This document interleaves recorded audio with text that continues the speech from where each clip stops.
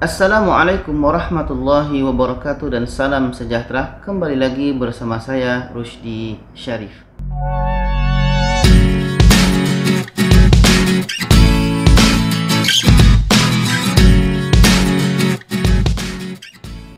Baiklah penonton semua, pada kali ini saya akan bagi satu info yang sangat penting kepada kita. Tapi sebelumnya saya doakan semua kita, penonton semua, mudah-mudahan kita semua sehat ya. Maklumlah sekarang ini kan lagi musim-musim pandemi, lagi musim-musimnya COVID-19.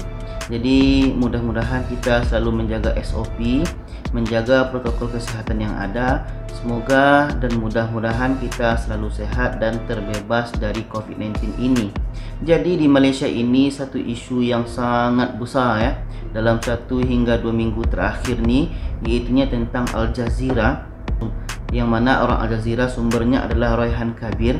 Dan apa yang terjadi dengan Raihan Kabir ini, iaitunya kerajaan Malaysia membatalkan permit kerja Raihan Kabir. Allah, inilah ya, sebab mulut badan binasa. Inilah bahaya, karena lidah ni bahaya ya. Kalau kita tidak pandai menjaga, maka badan pun akan ikut binasa. Apalagi kita tinggal di negeri orang, kita harus pandai menjaga sopan santun kita. Kita harus pandai menjaga adab-adab kita. Di mana bumi dipijak, di situ langit dijunjung. Itu kata petuah-petuah orang-orang lama dulu ya. Jadi ini sebenarnya, kalau bagi kita orang-orang yang berfikir ini, pasti apapun yang ingin kita keluarkan, kita pasti ingin mencerna. Sebelum kita lanjutkan, kita akan dengar berita ya daripada Harian Metro. Di sini disebutkan bahawa Ketua Polis Negara Tan Sri Abdul Hamid. Kita dengar apa yang disebut oleh Tan Sri Abdul Hamid ini. Dia betul-betul rasa apa yang dia cakap tu betul, dia tampil. Ya, apa yang dia cakap tu betul, dia tampil lah. Saya nak tengok yang di episod mana yang dia katakan polis melayan orang seperti haiwan ni. Saya nak tengok, ataupun pihak berkuasa melayan orang seperti haiwan. Saya nak tengok lah. Saya nak dapatkan keterangan daripada dia. Elok-eloknya dia tampil lah ke depan. Saya dah cari dia tadi, alamat tempat dia tinggal tu, untuk dia tampil memberikan keterangan. Tetapi tak ada, dia dah hilang. Tapi kita tunggulah ke mana akhirnya. Pandai-pandai tu melompat, mana dia nak lari dalam, nak menyorok kat mana kan.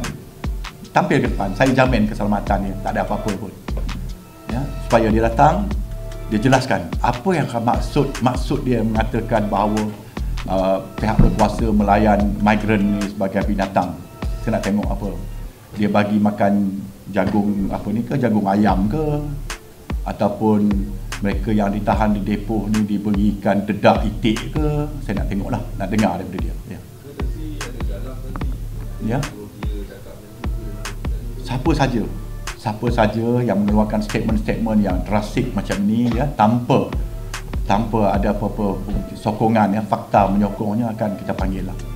So saya nasihatkan berhati-hati, tak kira lah warga tempatan ke, rakyat Malaysia ke, warga asing ke yang tinggal di sini ke, be careful ya, berhati-hati.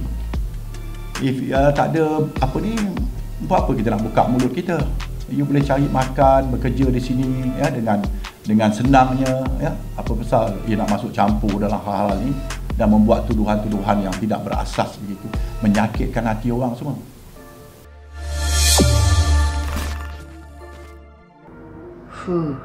Betul ya, apa yang disebut oleh Tan Sri Abdul Hamid ini, Ketua Polis Negara Malaysia, bahawa siapapun harus menjaga mulutnya, bukan hanya warga negara asing tapi warga tempatan juga. Jadi poinnya adalah siapapun kita, dari manapun asal kita, mulut ni harus jaga, karena ada orang yang akan tersinggung. Kalau ada masalah, kita mesti bicarakan baik-baik ya, bukannya mengumbar-umbar, bukannya menjelaskan secara brutal seperti ini. Jadi ini permasalahan besar ya, bahaya ini kalau orang-orang seperti Raihan Kabir ini banyak di luar sana. Kita tidak tahu bagaimana layanan kerajaan Malaysia kepada parti ini ya, sehingga dia berani membuat pernyataan seperti itu.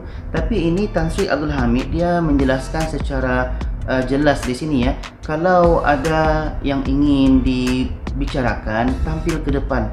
Ini adalah cara terbaik ya. Dan pun Tan Sri Abdul Hamid tadi mengatakan bahawa kerajaan atau polis akan menjamin keselamatan Raihan Kabir ini.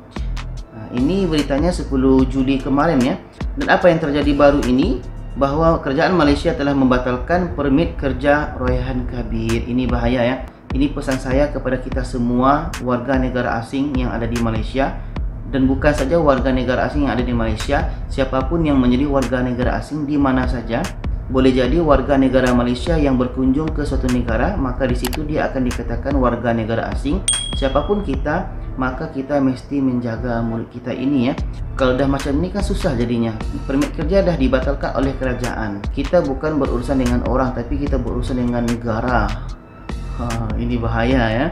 Dan pun dalam surat khabar kita lihat di sini, salah guna permit warga Bangladesh tular di laporan Al Jazeera tinggal di negara ini sejak 2014. Ini orang dikehendaki Jabatan Immigration Malaysia. Ini lagi tidak kenang budi. Kalau dikatakan tidak kenang budi ini, pedasnya. Memanglah ya, kita sebagai warga negara asing, ketika kita telah diterima di suatu negara, patutnya kita ingat apa kebaikan negara tersebut. Di sinilah kita manusia, kadang kita kebaikan orang tu banyak. Orang dah banyak berbuat baik, tapi karena satu kesalahan, semua kebaikan tadi hilang, nggak nampak. Itu memang sikap manusia ya. Makanya di sini disebutkan tidak kenang budi. Ini dia. Dan ini adalah penjelasan dari Malik Stream Production. Di sini disebutkan bahawa perkara kenyataan Raihan Kabir dalam video Al Jazeera yang bertajuk Lock Up in Malaysia Lockdown. Di sini disebutkan bahawa company ini ingin memaklumkan bahawa kami berdiri teguh bersama semua rakyat Malaysia dalam menentang video yang dikeluarkan oleh Al Jazeera pada 3 Julai 2020 bertajuk Lock Up in Malaysia Lockdown yang menunjukkan berat sebelah terhadap negara tersayang kami. Di dalam video tersebut, seorang individu bernama Raihan Kabir telah membuat beberapa kenyataan yang menjelaskan reputasi dan imej pihak kerajaan Malaysia dalam pengendalian pekerja asing haram semasa pandemik COVID-19. Untuk rekod, Raihan Kabir pernah memberikan perkhidmatannya kepada syarikat sebagai kontraktor sebelum ini, tetapi beliau bukan merupakan sebelum ini atau kini seorang pekerja di Malik Stream Production dan Distribution. Kami terkejut dengan kenyataan pada akaun Facebook Raihan Kabir yang menyatakan beliau adalah ketua pemasaran di syarikat kami dan akan mengambil tindakan sewajarnya terhadap beliau untuk perihal misrepresentasi dan memudaratkan nama baik dan reputasi kami. Kalau mengikut kenyataan daripada company ini bahawa Raihan Kabir memaklumkan dia adalah orang yang bekerja di company ini dan mendapatkan jawatan ketua pemasaran, dan company ini menolak pula. Ini pun dah suatu pembohongan ya. Raihan Kabir boleh membuat pembohongan tentang company ini bahawa dia bekerja di sini, tapi company ini menolak. Di sini Raihan Kabir sudah membuat pembohongan. Dan apa yang disebutkan oleh Raihan Kabir dalam video di Al Jazeera itu pun dipertanyakan ya. Karena dengan ini saja dia berani bohong, apalagi apa yang disebut dalam video itu ya, dalam video Al Jazeera itu. Di sini disebutkan lagi bahawa kami secara mutlak ingin menyatakan bahawa kami sama sekali tidak bersetuju dengan dan menentang kenyataan-kenyataan yang dibuat Raihan Kabir terhadap negara tersayang kami. Kenyataan-kenyataan Raihan Kabir adalah kenyataan peribadi beliau yang berat sebelah dan tidak menggambarkan pandangan dan prinsip Malik Stream Production dan Distribution sendirian berhad. Kami bersedia memberikan kerjasama sepenuhnya kepada pihak berkuasa jika mereka ingin menjalankan penyiasatan terhadap Raihan Kabir. Kami ingin menekankan kehormatan dan kebanggaan kami terhadap Malaysia dan kami tidak akan bertolak ansur dengan sebarang pandangan yang negatif atau fitnah terhadap tanah air tercinta kami. Allah, banyak ya permasalahan dia ni. Dahlah dengan negara Malaysia, dah dengan company tadi. Di sini pun kita lihat tadi, kalau umur dia ni berapa? Umur dia 25 ya. 25 tahun, tapi perawakan dia ni macam orang 30-40 lebih ya. Macam seorang yang dah beranak pinak macam tu ya. Okey, sekarang ini permit dia sudah dibatalkan. Maknanya untuk saat sekarang ini dia tidak bisa lagi untuk bekerja di Malaysia. Tapi proses ini mesti dia ikut proses hukum ini. Apa yang dia sebut ini dia mesti bertanggung jawab, dan dia ini kena tampil ke hadapan untuk bagi kerjasama dengan pihak polis ya. Inilah yang terjadi akhir-akhir ini di Malaysia. Mudah-mudahan apa yang terjadi ini bisa kita ambil ibrah, bisa kita ambil pelajaran ya, bahwa kita yang tidak pandai menjaga bulan ini membuat badan akan binasa. Hati-hatilah dalam berucap, hati-hatilah dalam bertindak tanduk, karena apa yang kita sebut itu belum tentu bisa diterima oleh orang lain. Apalagi kita sebut itu di hadapan media pula, di hadapan media antarabangsa pula. Jadi hati-hati dalam melafazkan kata-kata. Mudah-mudahan apa yang saya sampaikan ini bisa memberikan manfaat kepada kita semua, dan jangan lupa share video ini kepada yang lainnya supaya lebih ramai yang tahu. Terima kasih. Wassalamualaikum warahmatullahi wabarakatuh.